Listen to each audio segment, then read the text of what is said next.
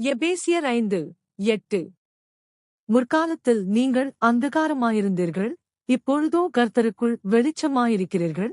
வெளிச்சத்தின் பிள்ளைகளாய் நடந்து கொள்ளுங்கள். அந்தகாரம் என்பது இருளைக் குறிக்கும். இது வெறும் வெளிச்சம் இல்லாத நிலையல்ல, மாறாக ஆன்மீக மற்றும் ஒழுக்க ரீதியான இருளைக் குறிக்கிறது.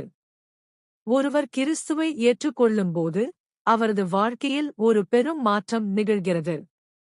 நீங்கள் வெறும் வெளிச்சத்தில் நடக்கவில்லை, நீங்களே வெளிச்சமாக மாறியிருக்கிறீர்கள் என்று பவுல் கூறுகிறார்.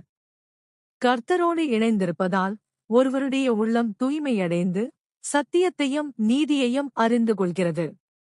ஒருவன் வெளிச்சமாக மாறிவிட்டான் என்றால் அது அவனுடைய செயல்களில் வெளிப்பட வேண்டும். சொல்லிலும் செயலிலும் உண்மையும் நீதியும் நற்குணமும் இருக்க வேண்டும். இருளின் கிரியைகளாகிய பொய், கசப்பு, கோபம் போன்றவற்றை விட்டுவிட்டு அன்பிலும் சமாதானத்திலும் நடக்க வேண்டும்.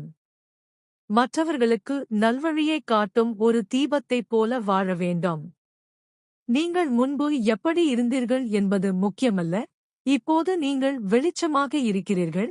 எனவே அந்த உயர்வுக்கு ஏற்றாற்போல உங்கள் வாழ்க்கை அமையட்டும். ஆமென்.